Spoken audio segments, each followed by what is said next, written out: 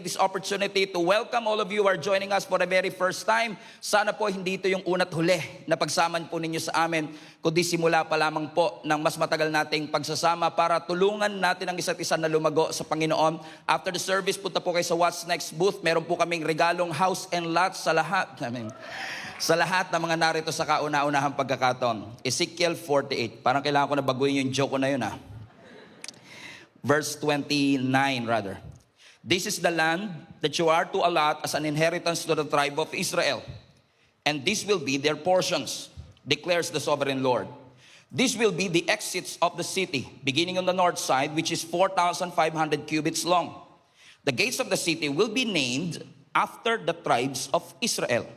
The three gates on the north side will be the gate of Reuben, the gate of Judah, and the gate of Levi. So kung makikita po ninyo, yung mga exit ng city, portion po nila at pinangalan sa 12 tribo ng Israel. Verse 32, on the east side, which is 4,500 cubits long, will be three gates. The gate of Joseph, the gate of Benjamin, and the gate of Dan. On the south side, which is measured 4,500 cubits, will be three gates. The gate of Simeon, the gate of Issachar, and the gate of Zebulun.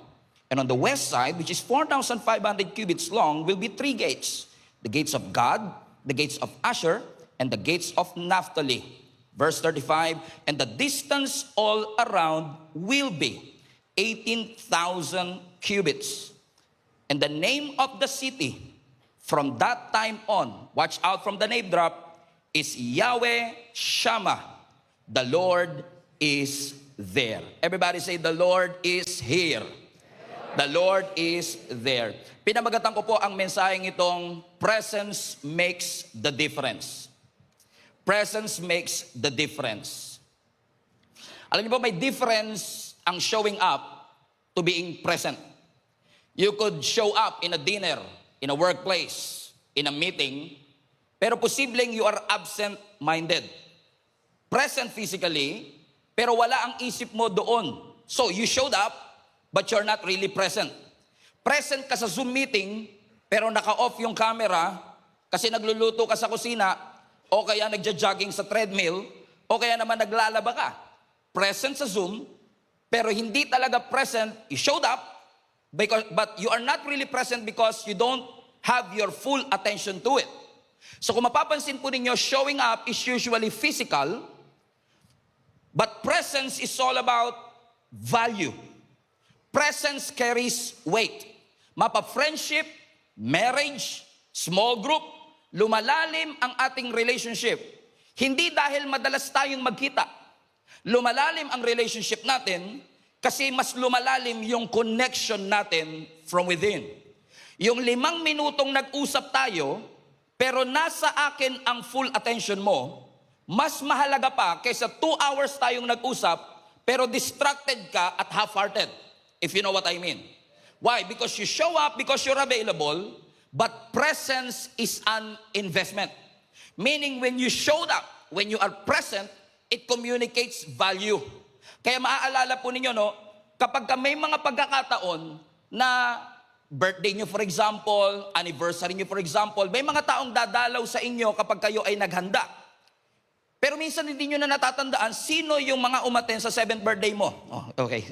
55 na pala kayo. So, sino ang uling umaten sa 18th, okay, sa 20th or 35th birthday mo, pero tandang-tanda mo kung sino yung dumalaw sa iyo sa ospital.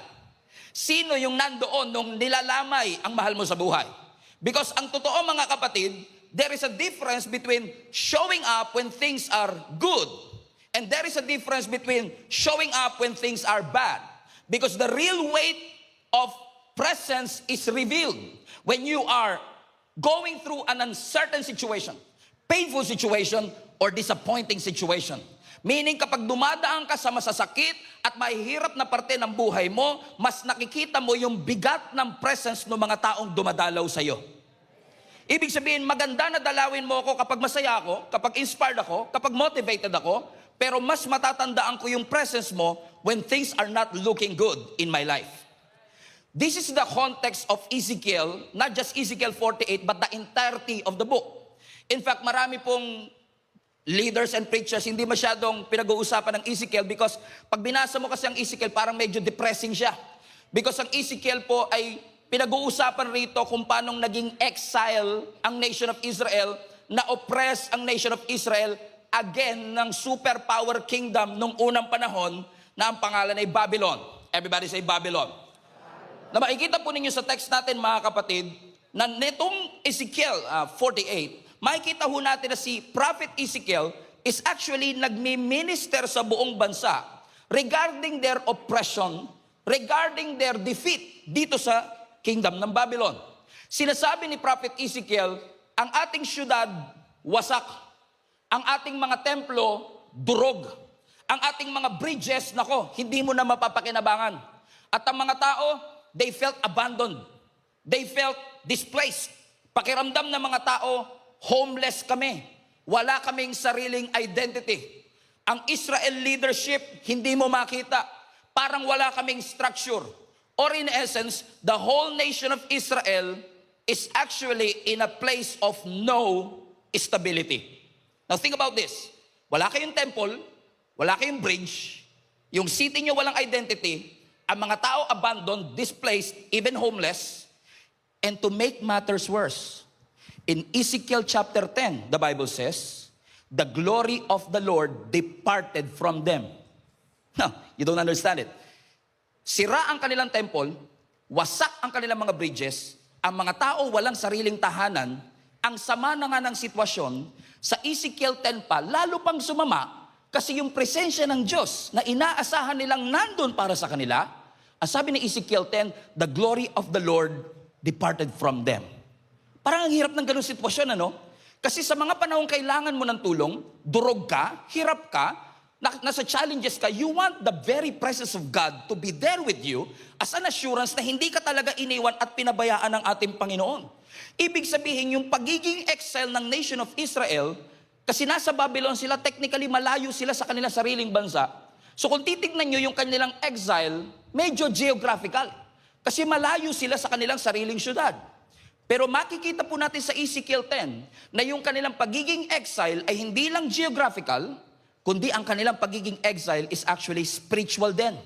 Because nagkaroon sila ng distance sa ating Panginoon. Are you following me so far? So ulitin natin, their temples are destroyed, their bridges are destroyed, the people are homeless, displaced, walang sariling leadership, structure at identity ang buong bansa. The glory of the Lord departed from them. But thanks be to God. Hallelujah. Ang sabi na scripture sa Ezekiel 40 to 48, our text for today, sa Ezekiel 40 to 48, nagbigay ang Panginoon kay Ezekiel ng napakagandang prophecy. Are you ready mga kapatid? Na ulitin natin, the bridges are destroyed, the cities are destroyed, walang identity ang buong bansa, and then on Ezekiel chapter 40, nag-shift ang lahat ng bagay. Because the Bible says, pagdating ng Ezekiel chapter 40, nagbigay ng prophecy ang ating Panginoon that the city will experience restoration. Come on now, somebody. Amen. Everybody say restoration. Ibig sabihin yung buong bansa na wasak, hirap, durog, magkakaroon ng restoration, ang kanilang temple itatayong muli, at ang kanilang syudad ay bibigyan ng bagong pangalan. At ano yung pangalan na yun? Verse 35, and the name of the city from that time on will be, come on, everybody shout this with me, Yahweh Shammah, the Lord is there. Now, kapag durog ang inyong syudad, sira ang inyong mga temple, wasak ang inyong identity, parang mas maganda dito sa part na i-restore ko ang mga ginto ninyo. Parang ganda rin nun no? I-restore ko yung power ninyo. I-restore ko yung great walls ninyo. But this is interesting. Kasi nung sinabi ni Prophet Ezekiel na magkakaroon ng restoration, hindi niya sinabing dahil restored na kayo in the future, ang magiging pangalan ng syudad, prosperous city, strong city, big city. Ano ang sabi ng scripture? The name of the city will be Yahweh Shammah. The Lord is there. Hallelujah. Ibig sabihin, the identity of their city is not based on their size. The identity of their city is not based on their capacity or their location or their success. The identity of this brand new city is based on the presence of our God. Meaning, kahit may success, kahit na malaki, kahit na parang tagumpay, kahit na parang undisputed, without the presence of God, baliwala ang lahat. That's why I believe our church is a powerful church, not because of the music, not because of the haze machine, not because of the lights or the sound system. What makes our church powerful is, in fact, the presence of the Lord is in this place. That is the very reason why we are here in the first place. Hindi tayo narito para sambahin ang ibang pangalan, pangalan ni Pastor Stephen, pangalan ng Jesus Live Community. No, we are here because we know and we felt the presence of the Lord is here. That every time nasa bahay ka, naliligo ka pa lang, sasabihin mo, saan ka pupunta? Pupunta akong church. Bakit? I feel the presence of the Lord there because I know the Lord is there. Everybody say, Yahweh Shammah! It was the presence of the Lord. And notice mga kapatid, for the past 4 weeks, ngayon ang conclusion natin, for the past 4 weeks, pansin natin na every time bibitawan ng Diyos ang kanyang pangalan, hindi niya binibitawan ang pangalan niya sa mga magagandang sitwasyon. Hindi niya sinabi yung Yahweh Shalom nung payapa, nung prospero sila. Sinabi niya ang Yahweh Shalom nung hirap sila. So kung mapapansin nyo, every time babanggitin ng Lord ang kanyang pangalan, binabanggit niya yan sa panahon ng krisis. Kasi madali sabihin, the Lord is there. The presence of God is there. When things are going great in your life. Come on now. Sorry po. Okay, when things are going great in your life, I mean, na-promote ako. Nasa iyo ang presensya ng Panginoon. Meron akong bagong blessing, nasa iyo ang presensya ng Panginoon. Pero ibig ba sabihin, kapag walang blessing, walang ginto, ibig ba sabihin, wala na ang presensya ng Panginoon? Makikita ninyo that Yahweh Shammah appears hindi lang sa mga magagandang sitwasyon, kundi maging sa mga hindi magagandang sitwasyon. Doon natin mapapatunayan na yung presensya ng Panginoon, kahit mahirap, kahit na ikaw ay nag-i-struggle, nandyan ang presensya ng ating Panginoon. Everybody say, the Lord is there. Ibig sabihin, yung restoration na pinag-uusapan dito, hindi lang infrastructure restoration, which are good. Itayo mo ang temple, itayo mo ang bridge, itayo mo ang city. Infrastructure restoration is already a great blessing. But the most important restoration in this text is not the restoration of their infrastructure, but the restoration of God's presence. Yung presence na umalis sa Ezekiel 10 ay babalik, ang sabi ng scripture. And watch this, hindi lang sinabi ni Lord, I will return. I shall return. Hindi siya si MacArthur. Hindi niya sinabing, I shall return. Ang sabi niya, the Lord is there. Kasi kung titignan mo yung Hebrew word ng Shammah, which is there, hindi lang siya babalik, kundi mananatili. Iba kasi yung umalis ako, babalik ako, aalis ako uli. Pero ito iba. Nung umalis ang Panginoon ng Ezekiel 10, nangako siya sa Ezekiel 40 to 48, babalik ako. Pero hindi lang ako babalik, mananatili ako. I don't know who is this for, pero naniniwala ko marami sa atin na nangangailangan ng assurance na ito. Na sa mga panahong tayo nalulungkot, tayo ay dumadaan sa mga challenges. Yung pangako ng Diyos na babalik siya, mananahan siya sa ating buhay, is indeed a good news for each and every one of us. That the God that I serve is with me. Yes, ang bansa kailangan ng restoration. Yes, ang bansa kailangan ng deliverance. But more than anything else, ang pinakamagandang assurance na natanggap nila, hindi ko kayo iniwan. Hindi ko kayo pinabayaan. Because Yahweh Shammah is there. Meaning the Lord will dwell. Meaning the Lord will settle. Hindi lang siya bumibisita, hindi lang siya dumadaan, He will remain. So when things are tough and when things are hard, God wants you to be reminded today, God is with you. And He will remain in your life. Amen? Kaya kung titignan nyo ang Isaiah 43, bring it up please. Isaiah 43 verse 1, ang sabi ng scripture, but now, O Jacob, but now Jesus is alive, Kamanaba, listen to the Lord, who created you, O Israel. The one who formed you says, ano sabi? Don't be afraid. Tignan nyo nga yan, sabi mo sa katabi mo, don't be afraid. Now, balik natin yung verse 1 again. Ang sabi ng scripture, but now, listen to the Lord who created you. Meaning, ako na lumikha sa inyo, ang nagsasabi sa inyo nito. Hindi lang to basta sinabi ng kapitbahay mo. Hindi lang to basta sinabi ng presidente ng bansa. Ang sabi ng scripture, makinig kayo sa sinasabi ng lumikha sa inyo. Next slide. Ano sabi ng scripture? Don't be afraid, for I have ransomed you, and I have called you by name, and you are mine. Makinig kayo, kapatid. Don't be afraid. And then he goes on to verse 2. That when you go through deep waters, shout out sa lahat ng hindi marunong lumangoy.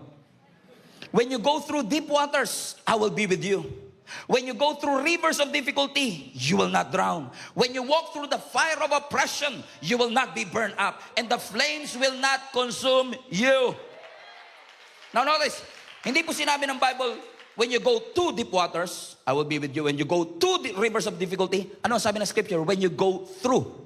Kasi pag nakaharap ka ng pagsubok, pwede kang tumakas, pwede kang umatras, pwedeng tanggalin ng Lord ang pagsubok. Pero ano sabi ng scripture? When you go through it.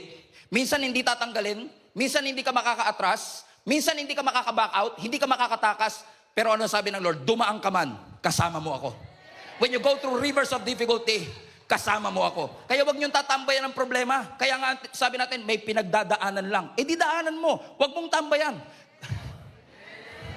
Ang problema kasi natin, nirereklamo natin, parang hindi ka ako kasama ng Panginoon. Eh, sabi kasi ng Lord, daanan mo, you go through it. Kailangan mong pagdaanan, pero hindi ibig sabihin diyan ka matutulog. Hindi ibig sabihin niya ng destiny mo.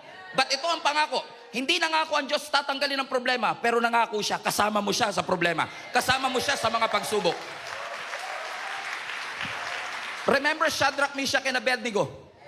Di ba? Pinarusahan sila na King Nebuchadnezzar. Ang sabi, itapon mo sila sa pugon ng Panday Manila. Remember that? Remember that? Ang sabi ng scripture, sa sobrang galit ni Nebuchadnezzar, ininit niya ng ininit na yung naghatid, yun pa yung unang nasunog. At nung nandun na sa pugon, yung tatlo, Shadrach, Meshach, Abednego, nung sumilip si Nebuchadnezzar, sabi niya, liga rito, di ba tatlo lang yung tinapon? Ba't parang apat yun?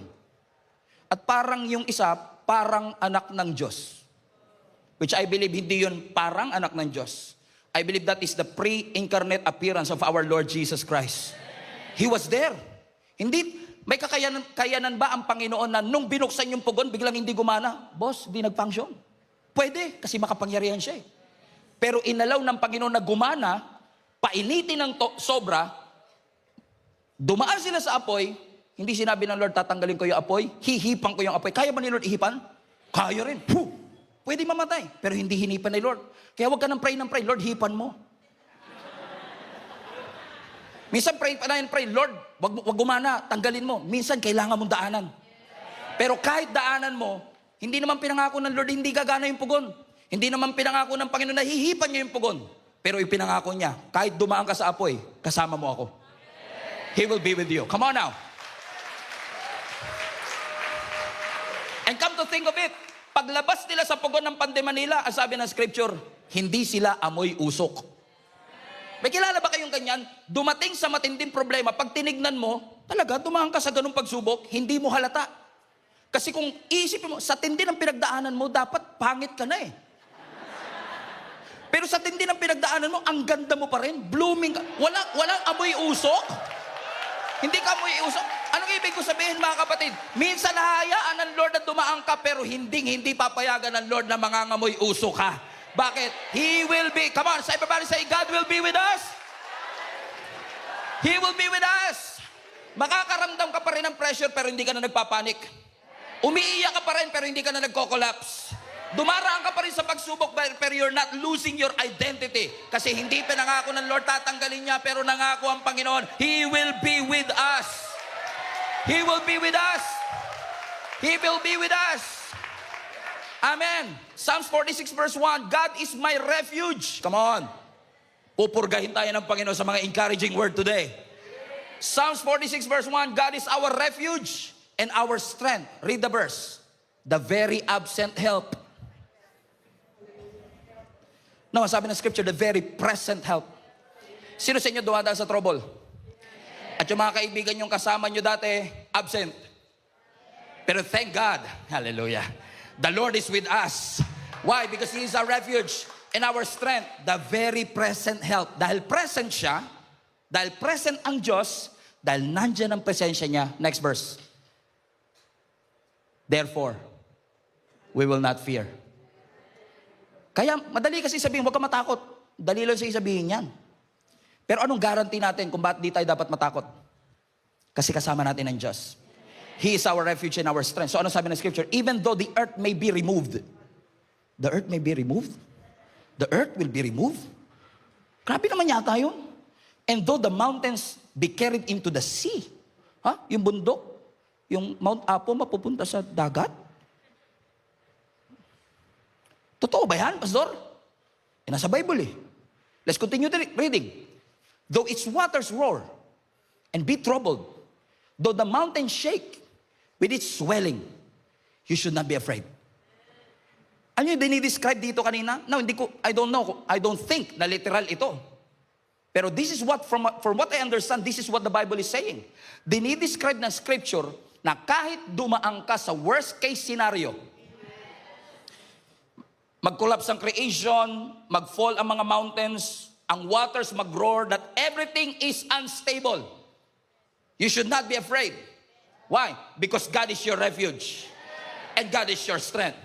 Alam niyo kapatid, kung huminto si Lord sa refuge, okay na ako. Kahit sabihin mo lang, God is my refuge, okay na ako. Pero nilagyan niya pa ng and strength. Ano ibig sabihin nun, Pastor? Kasi may mga pagkakataon talagang dadaan ka sa pagsubok na kailangan mo ng Lord, ikaw ang refuge ko. Diba may mga ganun tayo, Lord, ingatan mo ko. Pero minsan kailangan ikaw yung lumaban. At pag ikaw ang lalaban, He is your strength. Pansinin niyo, offensive at defensive, kasama mo ang ating Panginoon. That even though you experience a worst case scenario, the Lord promised us, He will be with us, that His presence will remain, that His presence will dwell in us. So ibig sabihin, even if everything collapses in your life, we will remain unshaken. Hindi dahil maliit ang problema. Hindi binibilitan ng Diyos ang pagsubok mo. Hindi niya minamaliit ang pinagdadaanan mo. Pero kahit gaano pa kalaki ang pagsubok na pinagdadaanan mo, mas malaking refuge ang Panginoon sa lahat ng ating mga struggle. Because, why? Because everybody say present. Because He is present. In fact, pag pinag-aralan niyo po yung scripture, yung theology ng presence of Lord, napaka-encouraging. Kasi tinawag po ng Bible ang Panginoon na omnipresent. Omnipresent. Alam niyo po ibig sabihin ng omnipresent? Omni means all, lahat. Present means you exist in a place. So ibig sabihin, when you say God is omnipresent, He exists in all places. Ganda nun. Ang ganda nun. Ako lang nagandaan, di ba? Ang ganda nun. Pastor, ibig mo sabihin kung the Lord is present everywhere, kahit sa bar, nandun si Lord? Yes. Pero hindi porket nandun si Lord, agree siya sa ginagawa doon. Hindi porket nandun ang ating Panginoon, na-honor siya sa ginagawa doon. But this is what I know. God is everywhere. Lahat ng, ibig sabihin, today, lahat ng mga 16 churches natin, we are receiving one message. Nagpipreach ako ngayon, yung iba sa kanila, nakikinig sa mga mission stations natin, naniniwala ba kayo nandito ang presensya ng Diyos? Pero naniniwala rin sila, nandun daw eh. Naniniwala din yung Bacolod, nandun din yung presensya ng Panginoon. So we believe that God is everywhere. He is omnipresent. But, may tinatawag na manifest presence. Na yes, nandito ang presensya ng Panginoon, pero the moment you step in, kami namang yung kanina habang nag-worship kayo, alam mong nandito ang presensya ng Diyos, pero naramdaman mo yung manifest presence. Alam niyo ibig sabihin ng manifest? Parang ang lapit-lapit ng Diyos. Parang ramdam na ramdam mo siya. Parang hindi ito normal na Sunday for you. I mean, you're always here every Sunday, but there's something about what happened earlier na nasabi mong, ramdam ko ang Panginoon. That's what you call manifest presence. Nararamdaman mo kung gaano siya kalapit, nare-reveal siya, nakikilala natin siya. That's why it's very important for us to realize, mga kapatid, yes, God is everywhere. Kaya, importanteng ma-remind natin ang ating mga sarili. Wag mawala na ang lahat. Wag lang mawala ang presensya ng ating Panginoon. Because at the end of the day, ang kaluluwa natin ay sisigaw, maghahanap, magugutom at mauuhaw sa kanyang presensya. Sige, makuha mo na lahat ng ipinapanalangin mo. Makuha mo na lahat ng promotion na iyong idinidesire. Makuha mo na yung lupa, yung ginto, yung promotion, everything makuha mo na lahat. Pero ang totoo, makakasurvive tayo kahit mahirap ang buhay. Makakasurvive tayo kahit dumadaan tayo sa challenges. Pero hindi ka makakasurvive kapag wala ang presensya ng ating Panginoon. This is exactly why Ezekiel was writing to the nation of Israel. Ang sinasabi ni Ezekiel, tignan nyo ang lugar natin. Ang mga templo natin wasak, ang lupa natin kinubkob. Ang identity natin, di natin alam kung bansa pa ba tayo. Takot sila sa Babylon. Pero lumalabas na ang tunay na dahilan kung bakit sila takot ay hindi lang dahil oppressed sila at hindi lang dahil malakas ang Babylon. Takot sila kasi tinatanong nila ang kanilang sarili, iniwan na ba talaga kami ng Diyos? Kasama pa rin ba talaga namin ang Diyos? At sa gitna ng kanilang takot, sinagot sila ng Panginoon. Itong restored city, papangalanan niyong Yahweh Shammah. The Lord is there. Kasi yung simbahang walang presensya ng Diyos, building lang yun. Alam niyo po ba, 1 month na tayo rito. Ang bilis, no? Alam niyo ba kung ano tayo dito? Department store. 3 months ago, department store to. Yung poste na yan, may fitting room dyan. Sa poste na yan. Ibig sabihin, everyday may mga nagbibihis dyan. Itong lugar na to, department store, so may mga namimili ng damit. 3 months ago, may mga umaakyat dito namimili ng damit. Pero never natin sinabing, pupunta ako sa Pure Gold. Bakit? The Lord is there. Right? Pero 3 months later, every Sunday now, you say, I will go to church. Bakit? I feel the presence of the Lord there. Natanggal lang yung fitting room, the Lord is there na. Anong ibig ko sabihin? Ang building na walang presence ni Lord, normal lang siyang building. What makes this building holy, what makes this building anointed, is not the music, not the lights, not the AC, no. What makes this building holy is the presence of God. Ibig sabihin, kung wala ang presensya ng Panginoon dito, sayang. I mean, kahit 8 ang service natin. Am I prophesying? Come on now. I am prophesying. Naka-record ba yan? I am prophesying now. Kung maging 8 ang service natin every Sunday, pero wala ang presensya ng Lord, program lang yon. Wala ang presensya ng Panginoon. Why? Because we know that when the presence of God appears, even the fear will disappear. Amen. Do you remember the disciple of Jesus Christ? Days after Jesus was crucified. Lahat sila takot. Nasa loob sila ng bahay nila, sarado bintana, sarado ang pintuan. Kasi alam nila pwedeng sila ang susunod na aarestuin. Sila yung susunod na ipapako sa krus. But ang sabi ng scripture, in the midst of their fear, Jesus appeared. And Jesus said, Shalom. Why? Because kahit nasa gitna ka ng takot, when God's presence appear, your fear will disappear. Come on.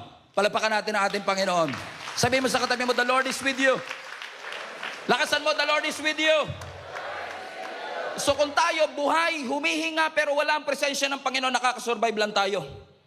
What makes this church holy, consecrated, is the presence of God. In fact, let me take it further. What makes heaven, heaven, is the presence of God. Kasi think about this. Ang sabi ng scripture, pagdating natin sa heaven, we will sing worship songs. Aanuin mo yung worship songs kung wala kayo i-worship. What makes heaven, heaven, is the presence of God. Kasi yung langit, sabi ng scripture, lalakad tayo sa kalye ng ginto. Yun ba ang dahilan? Ba't excited ka sa langit? Ang dahilan ba, bakit ka excited sa langit? Kasi may mansion ka. Sabi ko nga, Lord, yung mansion ko, lagyan mo swimming pool. Binibiro ko si Lord eh. Kaya ka ba excited sa langit? Kasi dun sa langit may ginto kang dadaanan at dun sa langit may sarili kang mansion? Think about this. Kahit may ginto sa langit, kahit may mansion ka sa langit, kung wala ang presensya ni Lord dun, geography lang siya. But what makes heaven, heaven is not the gold, not the mansion. What makes that place special It's because we believe the presence of God is there. And just by thinking about it, iniisip ko pa lang na ako'y pupunta ng langit. Sino sa inyo excited pumunta ng langit? Taas nga kami lahat na excited, huwag nyo bababa. Lahat na excited pumunta ng langit. Come on, come on. Sabi mo sa tabi mo, paano kung ngayon na? Sabi mo sa kanya. Lahat excited pero ayaw ngayon na. Alam mo what makes me excited about heaven? It's not the mansion, it's not the gold streets. Not the big wide gate.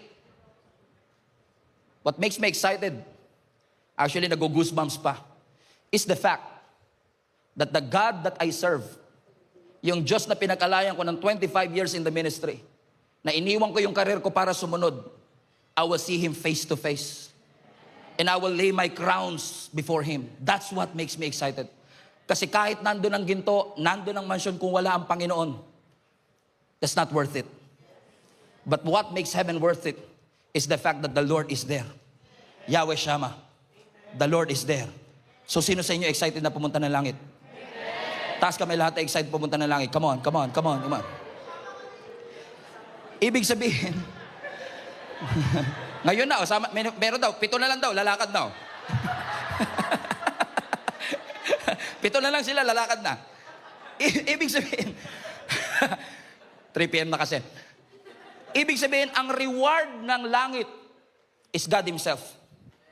So ibig sabihin, maganda doon sa langit, may mansion, reward. Magandang reward dyan. Maganda na sa langit, may reunion.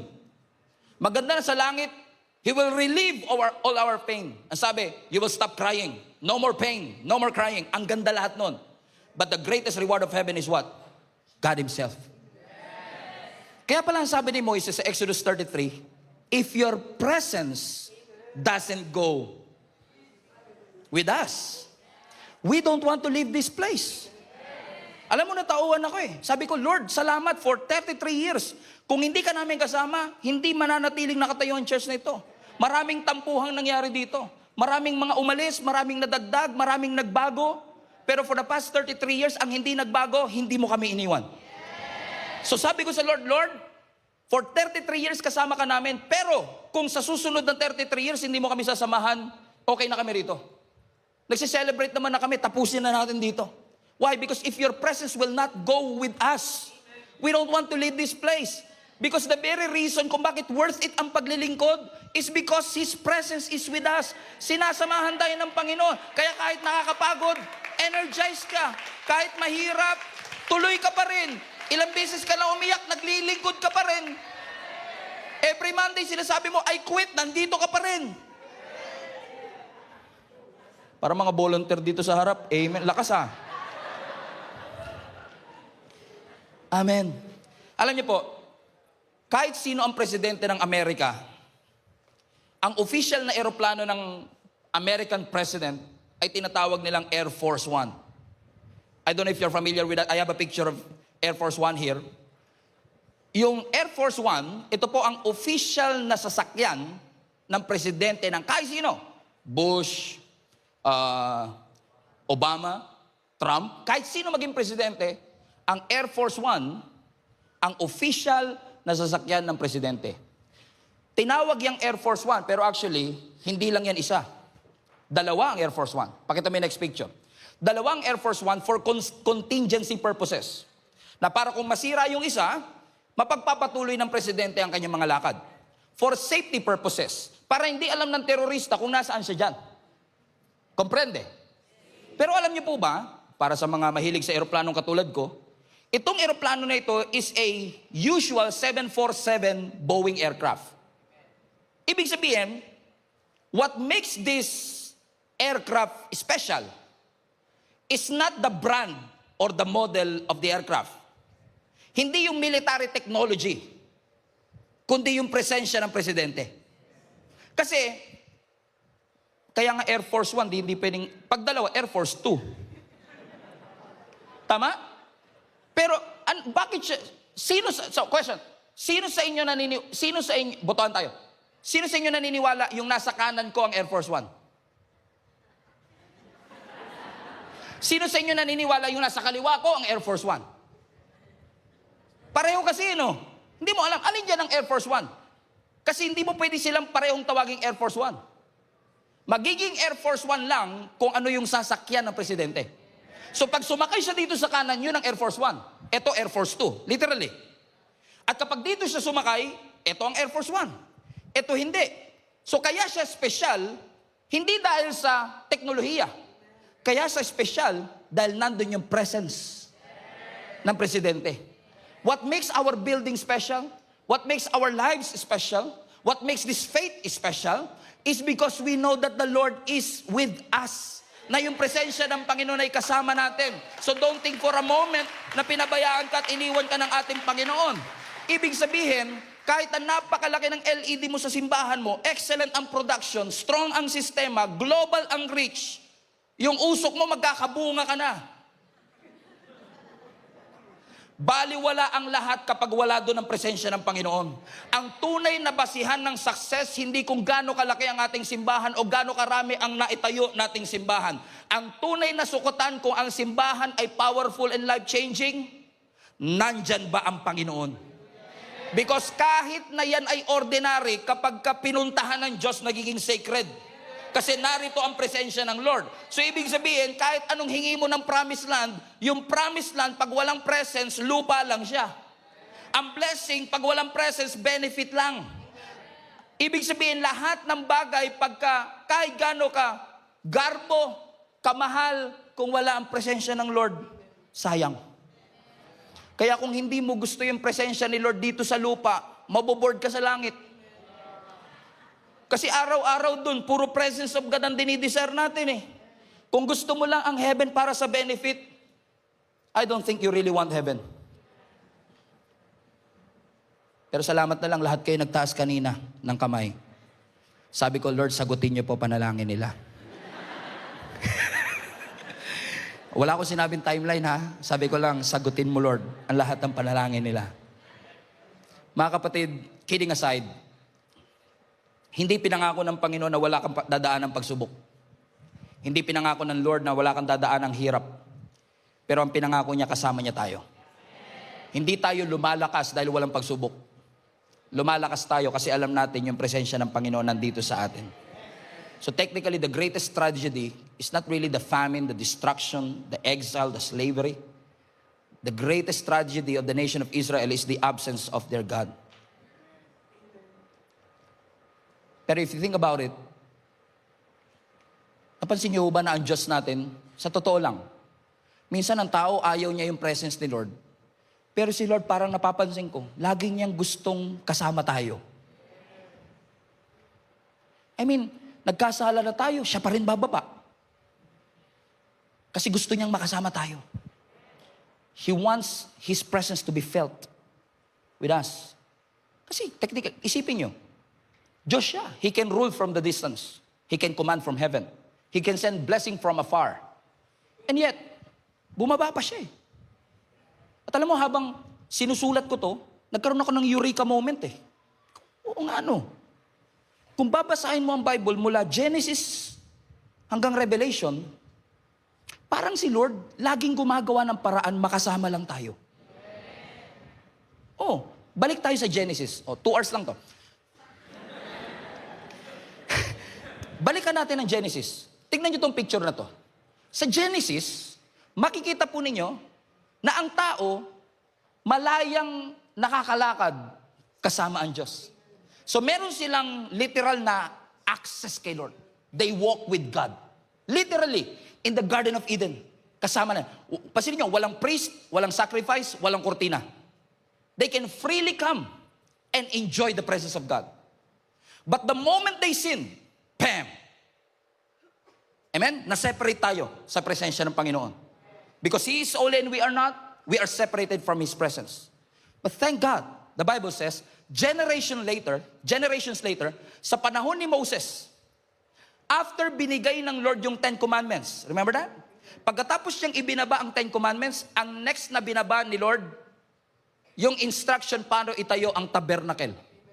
Kasi alam ni Lord kahit anong sikap niyo niyang sundin ang 10 Commandments, you cannot do it on your own strength. And think about this. Ang sabi ni Lord kay Moses, magtayo ka ng tabernacle. Ito sukat, ito ang gagawin mo. So makikita ninyo, Doon sa tabernacle, doon nila nararanasan ang presensya ng Diyos. Pero, parang nilapit ni Lord ang kanyang presensya, pero pansinin ninyo, malapit, pero restricted. Yeah, right? Kasi, hindi sila basta-basta pwede makalapit. Kailangan nila ng sacrifice. Kailangan may priest na mamamagitan sa kanila. At doon sa Holy of Holies, very restricted kasi may kurtinang nagse-separate. Pero dahil gusto ng Lord na siya ay gusto pa rin niya ilapit ang kanyang sarili sa atin. Then what happened? Generations later, ang sabi ng Lord, nung si David, nakita niya ang Ark of the Covenant na pumapasok o naibalik sa kanila, tuwan-tuwa siya. Sabi niya, Lord, gusto ko pong magtayo ng temple for you. Pero surprisingly, ang sabi ng Lord sa kanya, hindi matatayo ang temple under you. Matatayo siya under Solomon. Fast forward, nagkaroon tayo ng Solomon's temple. And then, ang sabi ng scripture sa 1 Kings, the moment na dinedicate ang temple, the presence of God dwelled in the temple. And now the presence was with them, technically, permanently. Every time you go to the temple, you can feel the presence of the Lord. And then on Ezekiel 10, the Lord's presence departed. But something unprecedented happened more than 2,000 years ago. Because the Bible says, yung Diyos na nasa langit, bumaba mismo bilang Jesus. If you think about it, Jesus was God becoming accessible to each and every one of us. Na ang sabi ng Bible kay Mary, put up Matthew 1:23. Ang sabi ni Lord, look, the virgin will conceive a child. She will give birth to a son, and they will call him Emmanuel, God with us. Sa Old Testament, the Lord will be there. Sa John, the Lord is with us. Yung naiprophesy kay Ezekiel na fulfill kay John. So now, we are not just saying, Lord, samahan mo kami. May pangako ang Panginoon sa atin. Emmanuel, God is with us. He is with us, church. The Lord is with us. Tingnan mo nga ang katabi mo, mukhang hindi siya kumbinsido. Sabi mo sa kanya, the Lord is with us. The Lord is with us. Amen? Wala nang veil, wala nang distance, wala nang restricted access. Dahil kay Jesus, malaya tayong makakalapit sa Kanya. And take note, si Jesus hindi lang nanahan sa temple. Hindi lang nag-a-appear doon sa tabernacle. Now, by the grace of God, because of Jesus Christ, He remained with us. He walked again with us. He touched the leper, remember? He ate with a sinner, remember? Pinakain niya tayo, remember? Why? Because now Jesus is with us. Anumang bagay na nawala sa Garden of Eden, ibinalik at nirestore muli ng ating Panginoon when Jesus came here on earth. Dahil sabi ng Bible sa John 1, in the beginning was the Word, and the Word was with God, and the Word was God. Sino yung Word na ito? Jesus Christ. Verse 14, and that Word became flesh, come on, and dwelt. Hindi sinabing visit. Hindi ka binisita ng Panginoon, hindi lang dumaan ng Panginoon, He dwelt among us, and now we beheld His glory, the glory of the only begotten of the Father, full of grace and truth. Why? Because the Lord is now with us. Meaning, hindi lang gusto ng Lord pagpalaing ka, gusto ng Lord manahan kasama mo. And for 33 years, naniniwala ko hindi lang tayo nagsusurvive. Now that we are celebrating anniversaries, I believe that anniversaries are not just numbers. This is not about the buildings or the churches that we built. Our greatest achievement is not the churches that we planted. I believe the greatest indication of success is nanatili ba ang presensya ng Panginoon. Dumaan tayo sa matinding hirap, and yet here we are by the grace of God. Hindi na wala ang conflict, pero hindi rin tayo iniwanan ng ating Panginoon. He remained with us. Ang sabi ng Ezekiel 48, and I will close with this, verse 35. And the name of the city, everybody read with me. Next slide. And the name of the city. And the name of the city. And the name of the city In the name of the city. May ini-skip kayo. In the name of the city. There you go. Highlight that part. From that time on. Meaning from that moment, from that time on. Ibig sabihin yung presensya niya, hindi seasonal. Hindi visitation. Hindi basta moment of encounter. Hindi lang sa revival nights. Come on now. It was an abiding, remaining, dwelling presence of our God who will be with us. And where is God's presence now? It is with us. Within us. In fact, there was a prophecy of John also, who wrote John 1. A prophecy of John in Revelations 21. This is my last verse.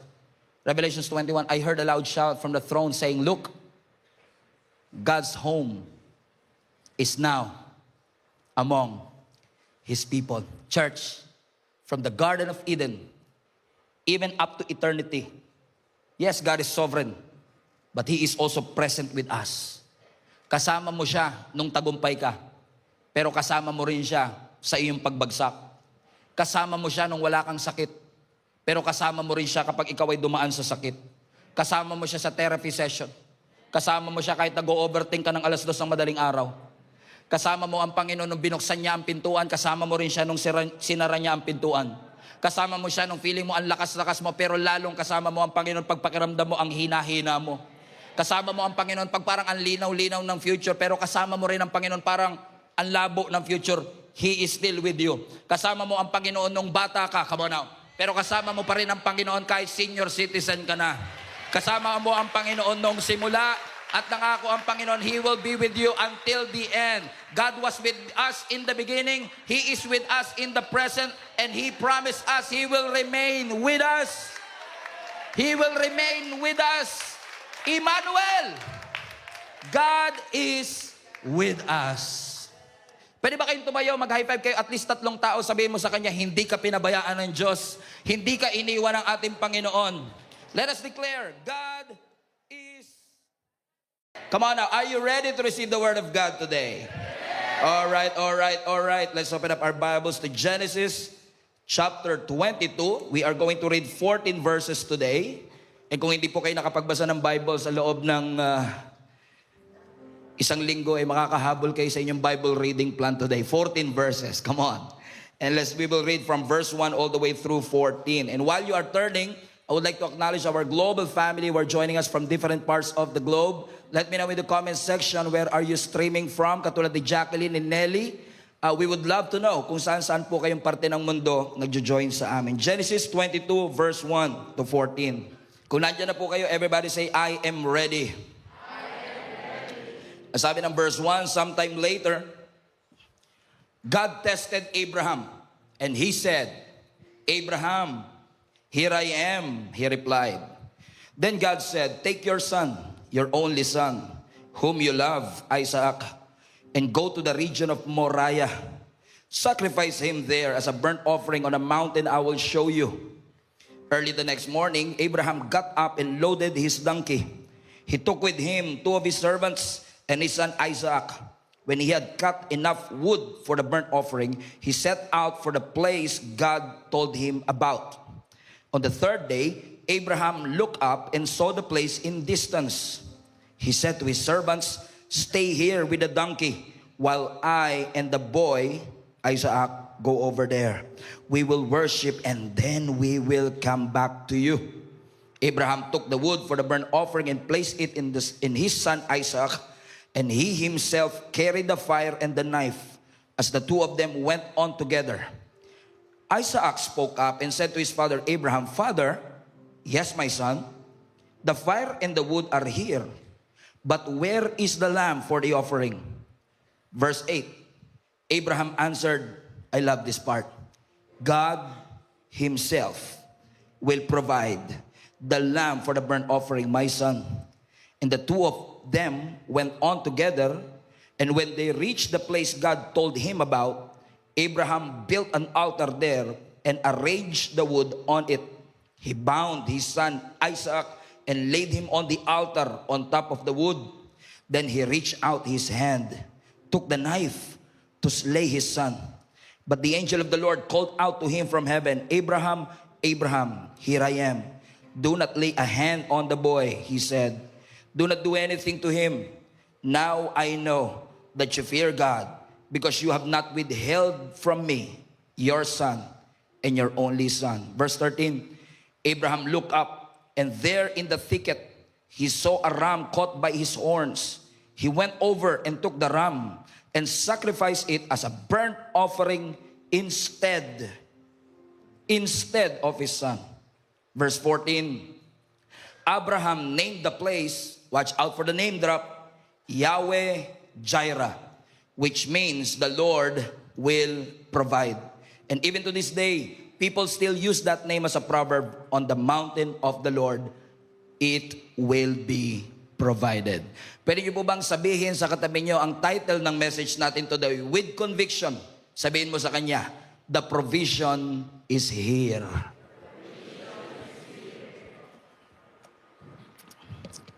Parang kapalapalakpak yata yun ah. Praise God. Alam niyo, ang isa sa pinakamahirap na season ng pagsunod natin sa Panginoon, yung malinaw mong narinig ang boses ng Diyos, kabisado mo ang mga pangako ng Diyos. Pero kapag tumingin ka at hinanap mo ang provision, hindi mo makita. Isa yan sa itinuturing kong pinakamahirap na season sa pagsunod.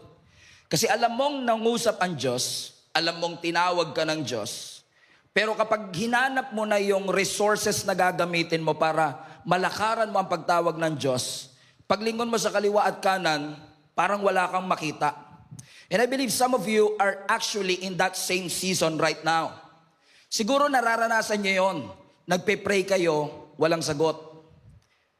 Sumusunod kayo, hindi kayo makakita ng blessing. Nagtitiwala tayo sa Panginoon, pero unfortunately, walang breakthrough makita. Ginagawa mo naman ang tama, pero wala kang makitang development sa iyong buhay.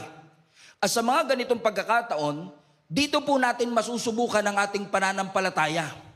Kaya ba nating magpatuloy na lumalakad kahit hindi tayo makakita ng ebidensya at provision? Bakit po? Kung papansinin niyo po ang Biblia, madalas ang provision ibinibigay ng Panginoon hindi bago ka sumunod, kundi pagkatapos mong sumunod. Let me repeat. Pansinin niyo po na ang mga provision ibinibigay ng Panginoon hindi bago ka sumunod, kundi pagkatapos mong sumunod. Ibig sabihin, when you walk out and you step out in faith, makikita mo na yung Diyos na tumawag sa iyo, siya rin ang magsusustain sa iyo. Come on, somebody. Now, in Genesis chapter 22, sinubok ng Panginoon si Abraham. Si Abraham po kasi, at si Sarah, hindi po sila magkaanak sa loob ng ilang taon. And for 25 years, inantay po nila itong si Isaac na kanilang naging anak. Kumbaga, si Isaac po ang answered prayer ni Abraham at ni Sarah. Pero, nung 13 years old pa lang itong si Isaac, sinabi ng Panginoon kay Abraham, ialay ninyo ang inyong anak sa akin. Mas violent na term, kailangan nyong patayin ang inyong anak to offer him to me. But surprisingly, without hesitation, walang binanggit ang Biblia, hindi nag-hesitate si Abraham. Ang sabi ng Bible, early morning, bumangon si Abraham, kasama itong si Isaac, at pumunta po sila sa region of Moriah para i-sacrifice. Ang sabi po ng scripture, habang umaakyat si Abraham at si Isaac, nagtanong itong si Isaac sa kanyang tatay. Sabi niya, Dad? Sabi niya, Father? Sabi niya, Dad, meron po tayong pang-apoy, meron po tayong kahoy, pero nasaan po yung iaalay at isa-sacrifice natin? Alam niyo, buti na lang talaga, hindi sinabi ni Abraham, actually nak, tama ka, may kahoy nga, meron tayong panggawa ng apoy, and by the way, kung naghahanap ka ng sacrifice, ikaw talaga yung sacrifice. Kasi kung sinabi yan ni Abraham, hindi tutuloy itong si Isaac. Pero tignan nyo ang sinabi ni Abraham. Let's open up our Bibles again to verse 8. Ang sabi ng Bible, Abraham answered, highlight this part, God Himself will provide the lamb for the burnt offering, my son. And the two of them, hindi na iwan si Isaac, the two of them went on together. Ang sabi ni Abraham, the Lord Himself. Now, tanggalin mo yung Himself, okay pa rin siya eh. The Lord will provide. Encouraging pa rin siya. Pero naniniwala kong nilagay talaga ng Diyos yung Himself. Kasi hindi angel ang magpo-provide. Hindi siya gagamit ng ibang tao para mag-provide. Because God Himself will provide. And question, tinutuo ba ng Diyos ang kanyang pangako? Tinupad ba ng Diyos ang kanyang mga pangako? Yes. Kasi 6 verses later, on verse 14, put up verse 14 please. Ang sabi ng Bible, Abraham named the place Yahweh Jireh, which means the Lord will provide. Ito po ang kauna-unahang beses kung saan binanggit ang pangalang Jehovah Jireh in the context of sacrifice. Because katulad ng sinabi ni Abraham, naniniwala siya, the Lord Himself will provide. And today, I want to take you on a journey. Ano po yung tatlong katotohanang makikita natin about provision na kapag tinignan po natin ang text at ang storya, naniniwala ako that the provision that we need is actually in these verses. Are you ready, church? Parang hindi yata ganado ang 3 p.m. Amen. Are you ready to receive 3 truths and 3 lessons of provision based on Genesis chapter 22? Number 1, ang unang lesson at katotohanan ng provision is that provision is ready. Provision is ready. Bakit po? Balikan natin ang verse 8. Ang sabi ni Abraham, God Himself will provide the lamb for the burnt offering. Everybody, read that with me. Everybody say, God Himself. Highlight that part. God Himself. Now, tignan niyo yung verse ulit. Hindi sinabi ng Bible, I hope God will provide. Hindi sinabi ng Bible, maybe God will provide. Siguradong sigurado si Abraham, God Himself, come on, will provide. Pero here's the catch. Sa mata ni Abraham, God will provide. Now, hindi ako magaling sa English. Pero yung will, ibig sabihin yan, bigyan ng jacket yan. Okay, tinitignan ko lang kung nakikinig pa kayo. Hindi ako magaling sa English, pero pag binanggit mo yung God will, it speaks about the future. So, ibig sabihin, sa perspective ni Abraham, magpo-provide pa lang ang Diyos. Pero sa perspective ng Diyos, hinanda niya na yung provision. Because the provision is already prepared for Him. Naniniwala ko ganyan tayo minsan. When we pray for provision, lagi natin sinasabi, God will provide. God will do it. In fact, pag tinignan niyo po yung Hebrew word ng Yahweh Jireh o Jehovah Jireh, ang ibig sabihin po niya sa Hebrew is actually to see. Makakita. To see. So when you call that name Jehovah Jireh, you are saying, the Lord sees it. Nakikita ng Diyos. Ibig sabihin, hindi mo pa nakikita, nakita na ng Diyos. Ra'ah.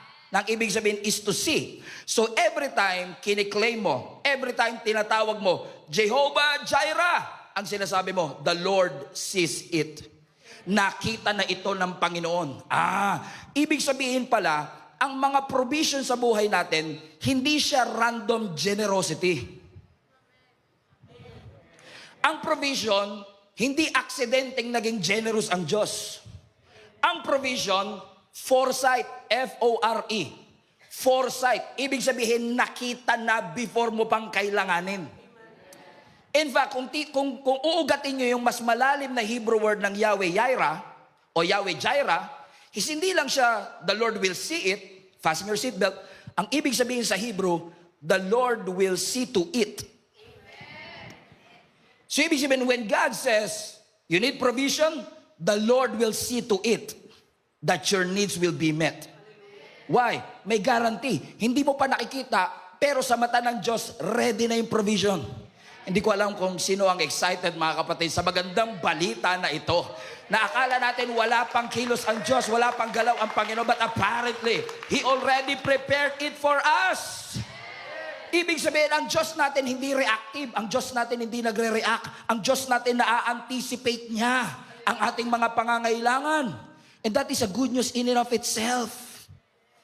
Halimbawa, for example, pag ikaw po ay papasok sa isang building, halimbawa, pumasok kayo rito kanina.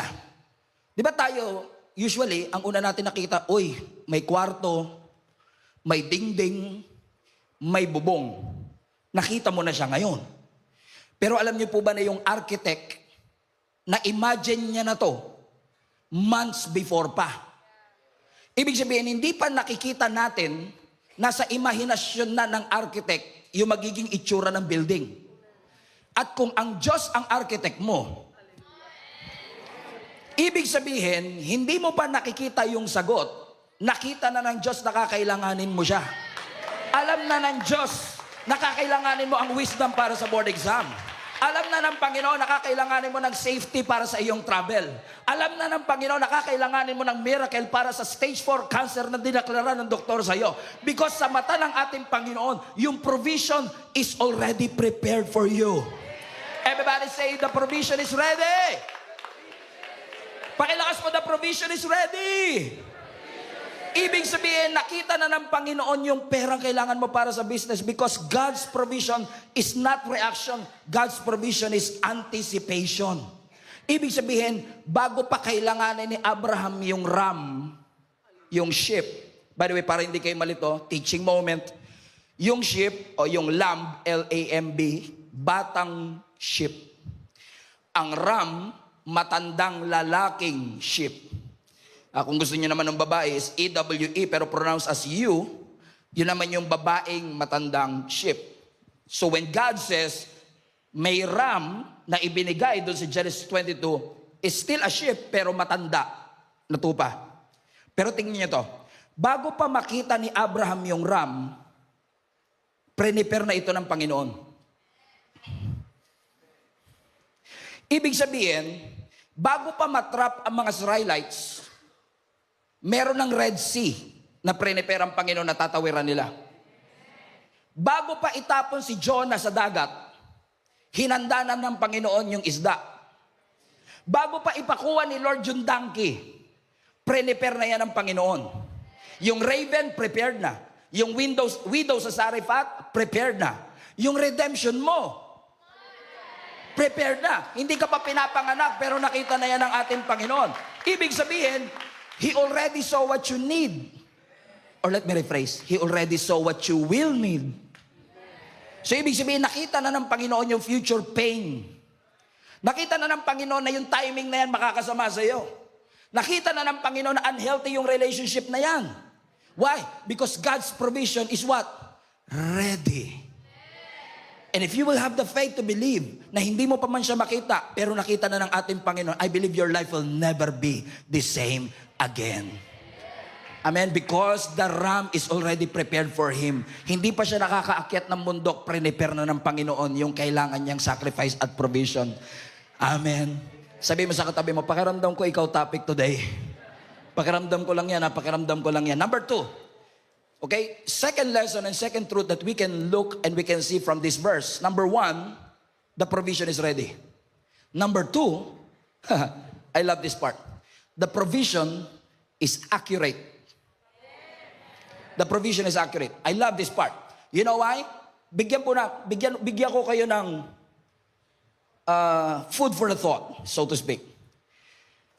Nung pinigilan ng angel si Abraham, habang hawak-hawak ni Abraham yung kutsilyo, sabi, Abraham, magunos dili ka, hold your horses.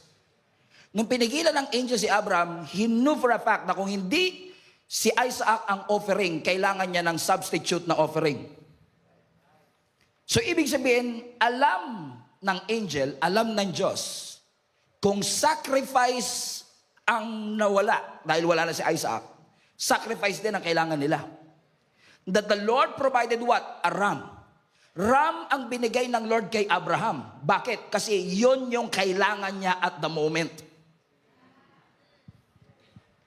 Now, kung binigyan si Abraham ng ginto, aanuhin niya yung ginto? Marami siya noon.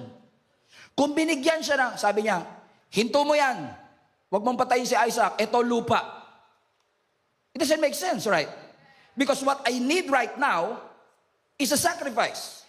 And since I need a sacrifice, the sacrifice was provided for me. And let me tell you this, that was not an accident. That was intentional. Kasi kung binigyan siya ng servants, marami na si Abraham niyan. Kung bibigyan mo kong ginto, marami na ako niyan. Ang kailangan ko ngayon, ram. At dahil yun ang kailangan niya, yun ang binigay ng Panginoon sa kanya. Let's open up our Bibles to verse 13. Ang sabi ng Bible, nung nangailangan siya ng sacrifice, Abraham looked up, and there, in a thicket, highlight this part, he saw a ram caught by its horns. And he went over and took the ram and sacrificed it as a burnt offering instead of his son. Since the sacrifice was needed, the sacrifice was provided. Because God's provision is what? Accurate and precise. Kung ano kailangan mo, yun ang ibibigay sa'yo. Aanuin mo ang maraming pera kung alam mo naman na kagalingan talaga ang kailangan mo. Amen? And let me tell you this, pakita mo yung picture anak ni Abraham at ng ram. Now think about this. Do you really think that this is an accident? Nabigla na lang, nung nangailangan si Abraham ng sacrifice, biglang may doon, na trap. No, I believe that this was prepared because the provision is ready. And the provision is what? Accurate. Exactly what he needs. Hindi aksidenteng basta-basta na lang yan nangyayari. But because God has a purpose, but because God is in it, kahit parang, nangyayari ba talaga yan? Pero dahil kailangan ni Abraham, binigay ng Panginoon. Exactly, because provision is what? Accurate. Naalala ko nasa Dumaguete ako, kasama si Jenny, and meron po tayong Gia Dumaguete. Nagkakanda ko kami ng divine encounter doon. So second day na, and then, paggising ko sa umaga, nilagyan ng Lord ng impression ng puso ko because I was about to talk about generosity.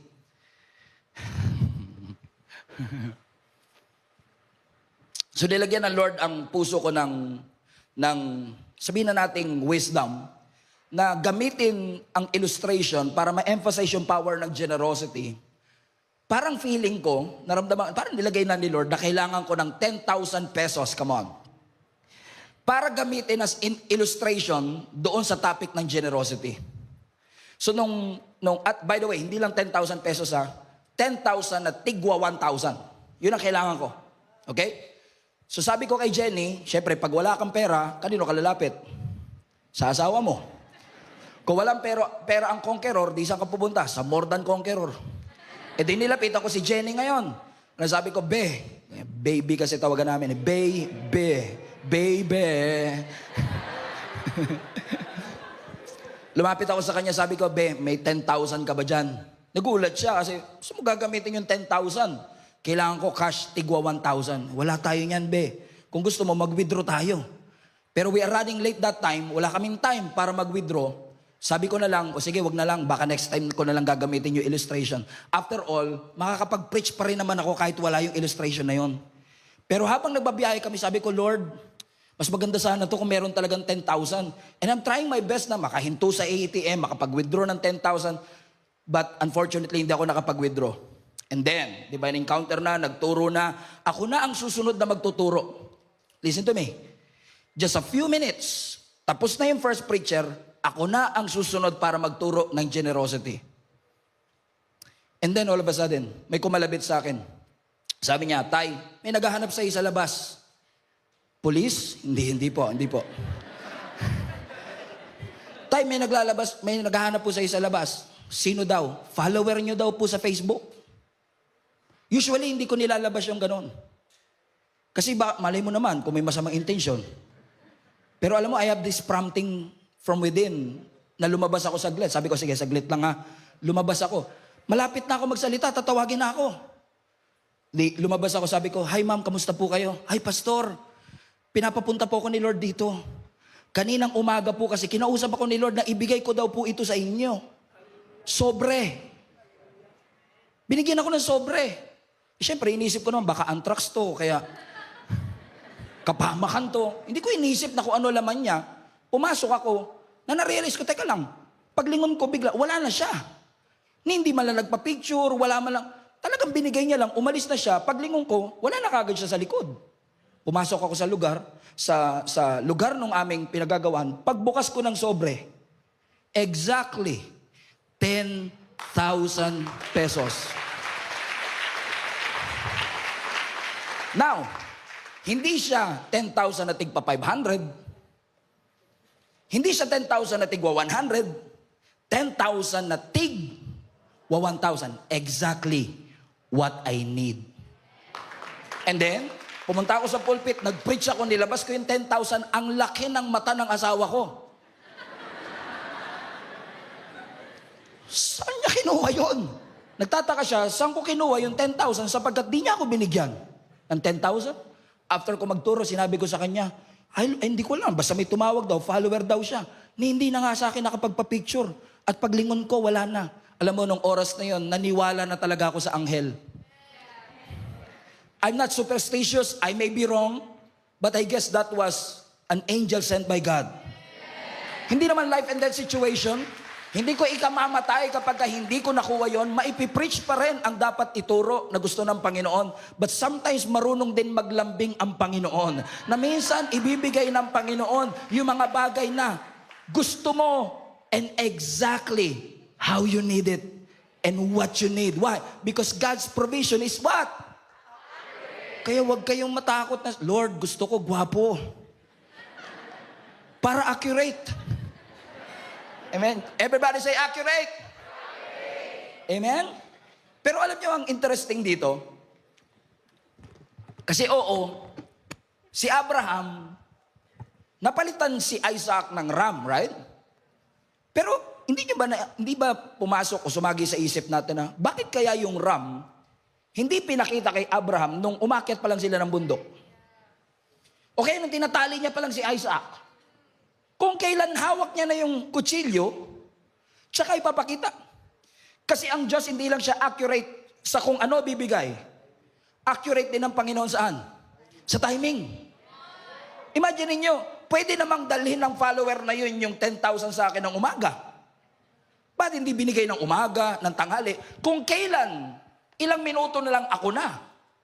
The moment I exactly need it, the very timing, binigay ng Panginoon.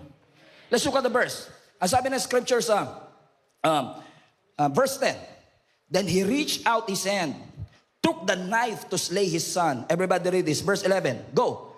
But the angel of the Lord called out to him from heaven, Abraham, Abraham, and here I am. Now think about this. Kung kailan hawak niya na yung kutsilyo. Grabe timing, no? Sinakto talaga, nahawak niya na yung kutsilyo. Hindi the night before, hindi halfway through the mountain. At the exact moment na hawak niya yung knife, and the knife was raised, tinawag siya ng anghel, Abraham, wag mo siyang sasaktan. And I find it interesting na hindi pinigilan si Abraham habang naghahanda pa lang siya, habang umaakyat pa lang siya. You know what? I believe God impressed this to me. Kasi kung si Abraham naglalakad pa lang paakyat, at si Abraham naghahanda pa lang, totoo, sumusunod siya sa Panginoon. At sinasabi niya, Lord, I will follow you no matter what. Kung ito ang gusto mo, gagawin ko po, Lord, and I will follow you. Yung puso niya is a heart of obedience. Watch this. But the moment na hinawakan niya yung kutsilyo, hindi na lang yan basta obedience. Ang sinasabi niya, Lord, surrender na po. At hindi siya pinigilan sa moment ng obedience. Pinigilan siya sa moment ng surrender. Bakit? Kasi binigay ng Lord si Isaac as an answered prayer. Pero tinetest ng Panginoon ang puso ni Abraham. Ibinigay ko ang desire ng puso mo. Ang tanong, ako pa rin ba ngayon ang laman ng puso mo? God's timing is so accurate. Kaya huwag kayo magmamadali. Kasi may plano ang ating Panginoon. Kasi kung ang intention lang ng Panginoon, mawala yung takot ni Abraham, edi dapat nung umakyat pa lang sila, okay na eh. Pero ang purpose talaga ng Panginoon, i-transform ang puso nitong si Abraham. Kasi kung umakyat si Abraham, nakita niya na kagad yung tupay, yung ram, salamat. Thank you. Andiyan na, thank you. Edi, maluwag puso mo. Pero hindi na-transform ang puso mo. Amen? Nangyayari ba sa inyo minsan yun? Yung parang, halimbawa, nagpe-pray kayo ng pabayad ng renta. Tapos kailangan nyo magbayad ng A15.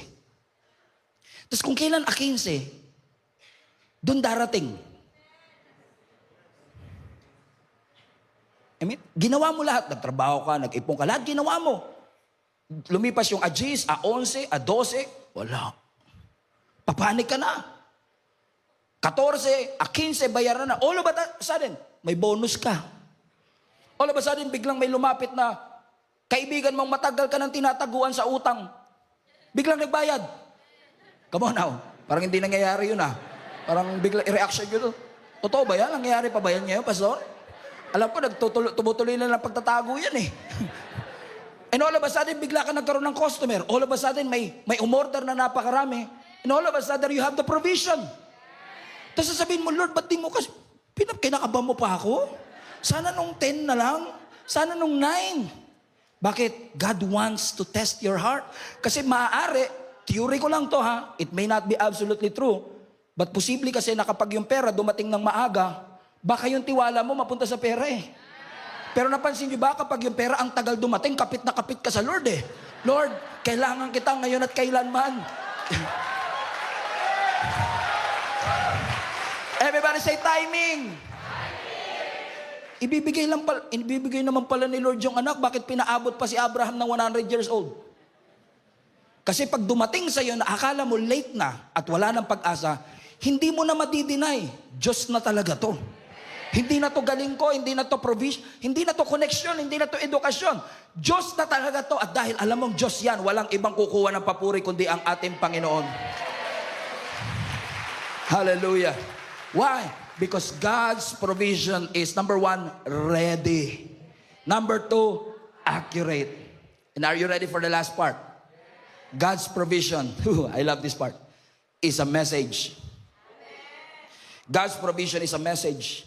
Balikan natin ang verse 14. And Abraham named the place, everybody read now, Yahweh Yireh, which means the Lord will provide. Now notice no, pansinin ninyo, hindi pinangalanan ni Abraham, the Lord gave a ram. Ang pinangalan niya, the Lord will provide. Alam niyo po kung bakit?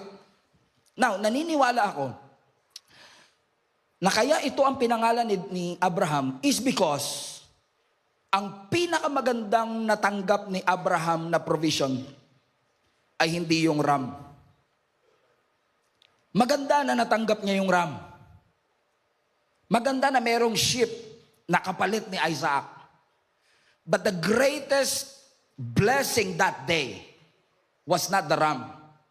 The greatest blessing that day was a revelation of who God is. Pinatunayan ng ating Panginoon is not about the blessing, it's all about the blesser. Hindi ito patungkol sa pangako, kundi sino ang nangako sa iyo. Ibinabalik tayo ng ating Panginoon na yes, nakatanggap siya ng substitute, nakatanggap siya ng provision, but at the end of the day, ang message, hindi yung blessing. Ang message, yung nagbigay ng blessing.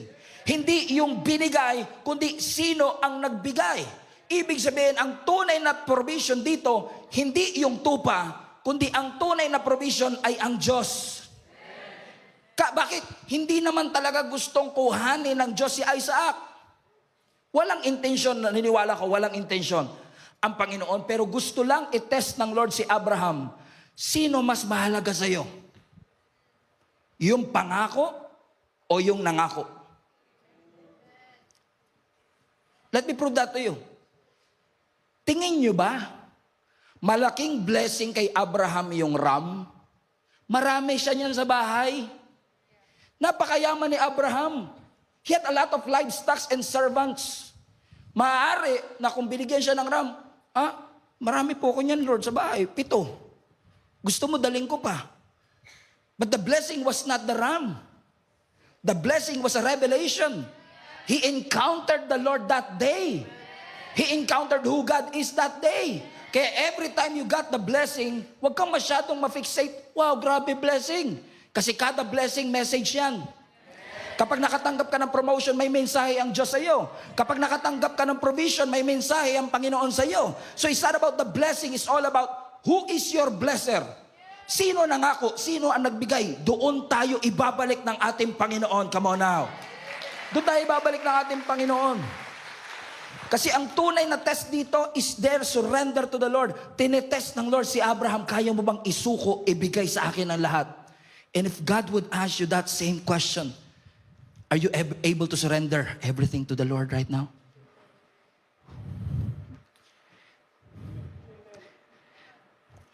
Naniniwala ba kayo na madali lang magsuko kay Lord? I mean, sabihin ni Lord, isuko mo na yung sakit mo. Yes Lord, sayo na po.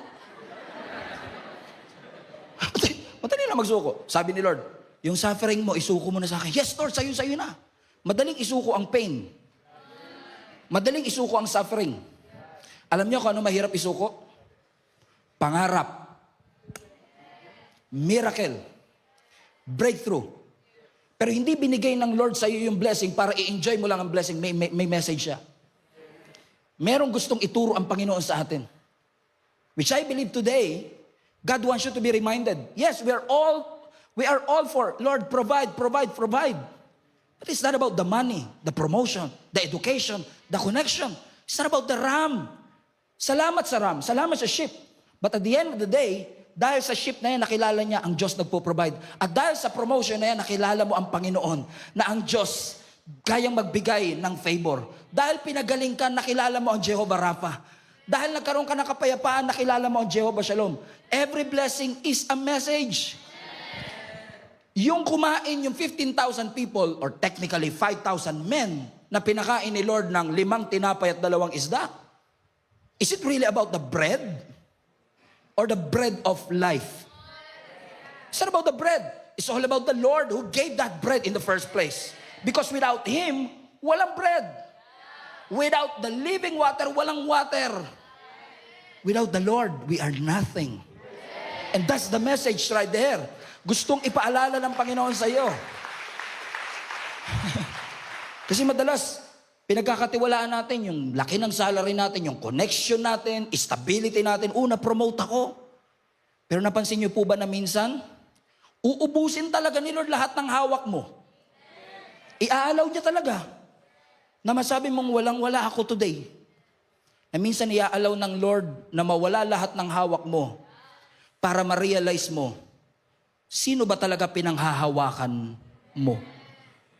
Message. Everything that happened to us, may mensahe ang Panginoon. He wants to reveal Himself to you. That's why we are doing this series in the first place. This is not about Jehovah Shalom. I want peace. And yes, thank God, you will receive it. But I want you, God wants you to encounter who He is. Not just the peace, but the Prince of Peace. Come on now. Not just Jehovah Nisi, not just the banner, but our God who is our banner that gives us victory. Tatandaan po ninyo mga anak at mga kapatid, si Isaac, answered prayer siya dati. 25 years siyang inantay ng kanyang mga magulang. Pero ano ba sinusubok ng Panginoon? Sinusubok ng Panginoon. Kasi kung mas mahal mo si Isaac kaysa sa Diyos, mas magtitiwala ka kay Isaac kaysa sa Diyos. Kung mas mahal mo ang trabaho kaysa sa Diyos, come on now, papunta na ako sa iyo. Ibig sabihin, mas mahal mo yung trabaho mo kaysa sa Diyos. Mas magtitiwala ka sa trabaho mo kaysa sa Diyos. Kung mahal mo ang negosyo mo kaysa sa Diyos, magtitiwala ka sa negosyo kaysa sa Panginoon. And God wants to send a message to you today. He's the one who provides all of our needs. Our God is able to do immeasurably above and beyond what you could think or imagine.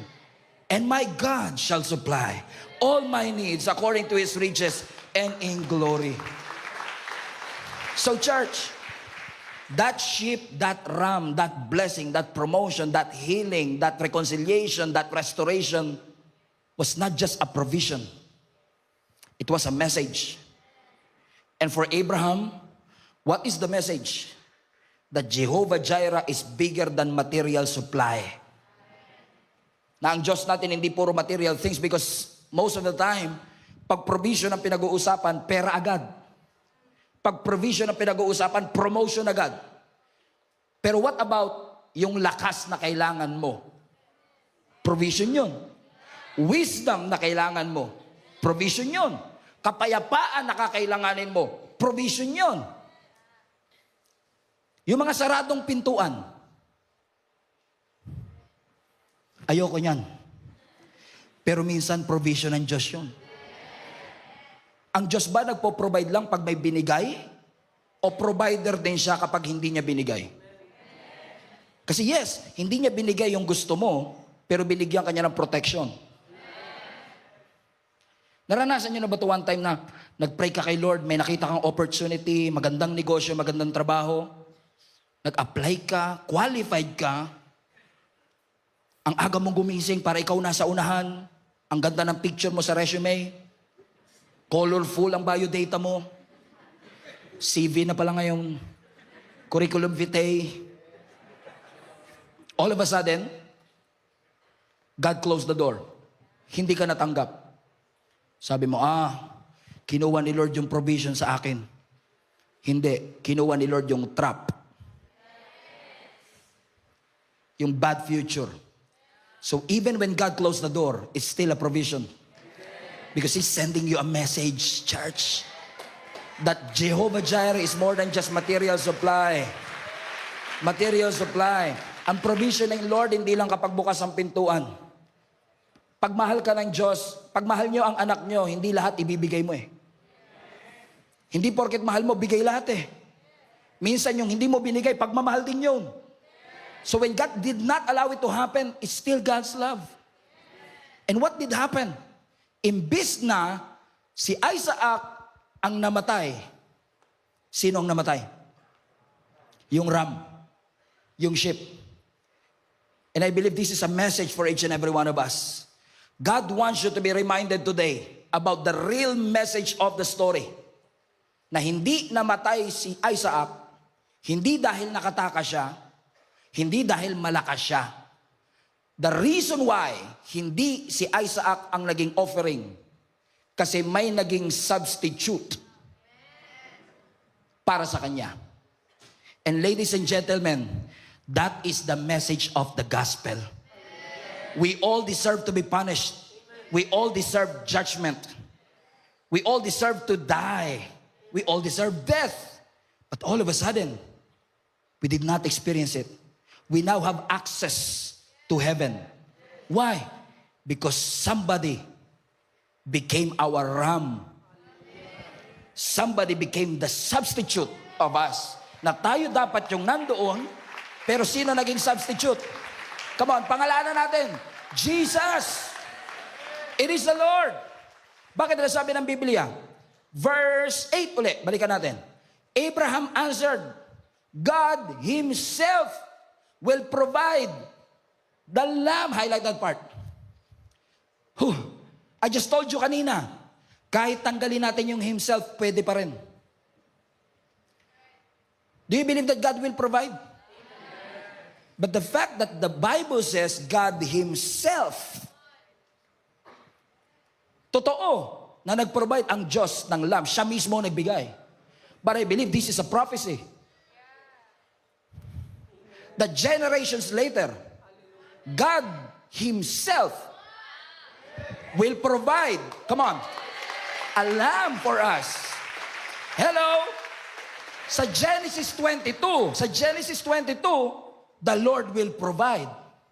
Sa gospel, Jesus became the Lamb of God that took away the sins of the world for you and for me. Come on now. Why? Because this story is more than just the story of Abraham and Isaac. This is a story of our Lord Jesus Christ. This is the story of your redemption. This is the story of how the Lord saved you and me. That He provided Himself to die on the cross for all of us. As a Lamb of God. Show verse 6 next. Verse 6. How did that happen? The Bible says in verse 6, Abraham took the wood. Iba sa inyo, alam niyo na kung saan ako papunta. Abraham took the wood for the burnt offering and placed it on his son Isaac. May kahoy, kinuha, nilagay kay Isaac. Saan papunta si Isaac? Sa bundok. ng Moriah para i-sacrifice. Meron ba kayong kilala na ganun? Na nilagyan din ng kahoy sa balikat, umakyat din ng bundok na Golgotha to be sacrificed. So if you think that Genesis 22 is all about Isaac, that's not the message. Genesis 22 is all about Jesus. Show them the picture. Show them the picture. Why? Because look at the similarities. Isaac carrying the wood in Mount Moriah. Jesus carrying the wood of the cross. And this is interesting. Yung ram, naligtas si Isaac. Dahil sa ram, may isang bata na nakaligtas. Pero dahil kay Jesus, buong mundo ang naligtas. Buong mundo ang naligtas. Come on now. Everybody say it's all about Jesus. One more, show them the picture of yung ram na nahuli, yung nahuli sa tinik, yung nahuli sa tinik. Yung nahuli sa tinik. If you think about this, yung ram nakulong sa tinik. Pero si Jesus, nilagyan ng koronang tinik. Why? This is a picture of our Lord Jesus Christ. So Jesus is the provision. Jesus was indeed that ram. Yung ram, rehearsal lang siya. Pero si Jesus, ang tunay na fulfillment. Yung ram, temporary provision. Pero si Jesus, siya ang eternal provision. Balik ba yung picture ni Isaac, nak? Isaac, please. Yung kanina, side by side. Si Isaac, temporary provision. Si Jesus, eternal provision. Parehong tatay, nag-alay. Yung isa pinigilan, yung isa natuloy. Bakit? Because he wants to save you and me. So think about this. Thank God for all your prayers. Lord, bigyan mo ko ng promotion, bigyan mo ko ng pera, bigyan mo ko ng open doors, bigyan mo na ako ng jowa, bigyan mo na lahat, Lord. And you think that's the greatest blessing that you will receive? No. The greatest blessing that you will ever receive is not promotion, it's not money. The greatest blessing that you will ever receive is salvation. That's the greatest blessing. Because more than 2,000 years ago, somebody by the name of Jesus Christ, he took the cross. By the way, this mountain of Mount Moriah, look at the history. Generations later, became the place kung saan tinayo ang Jerusalem. And the mountain of Moriah is the same mountain range of Golgotha. It was a type of our Lord Jesus Christ. A foreshadow of the great things that is to come. Why? Now, we are not just saying, salamat sa Ram. R-A-M, hindi R-U-M.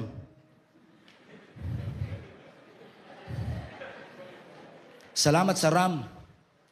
Because Jesus is that Ram. Jesus is that Ram. And that Ram is provision. Why? Because provision is ready. Provision is accurate. And provision is the message. Did you get it? Provision is ready. Provision is accurate. Provision is a message.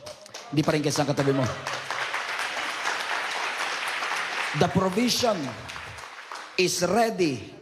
R. The provision is accurate. A. And the provision is what? A message. The provision is the Ram. The provision is our Lord Jesus Christ. I don't want to lose this opportunity to invite you. If you don't have yet have a relationship with Jesus Christ, let me tell you the greatest provision that humanity will ever receive is the provision of our salvation. That He gave His Son, His only Son. Sabi ng Lord kay Abraham, take your son, your only son, the one you love. Take your son, your only son. Now, if you know your Bible, alam mo na nung panahon na yan, hindi lang si Isaac ang anak ni ni Abraham. Anak niya na si Ishmael. Pero bakit niya sasabihin your only son? Why? Because he was referring to the promised son. So take your son, your only son, the one you love. For God so loved the world that he gave his only son, so that whoever will believe in him will not perish, but have everlasting life. Church, don't lose this opportunity to accept him as your Lord and Savior. Because now we are not just praying, Lord, provision, provision, provision. No, no, no, no. Because the provision is here. It's with us right now. And do you believe that Jesus is here today? I believe so. Everybody stand to our feet.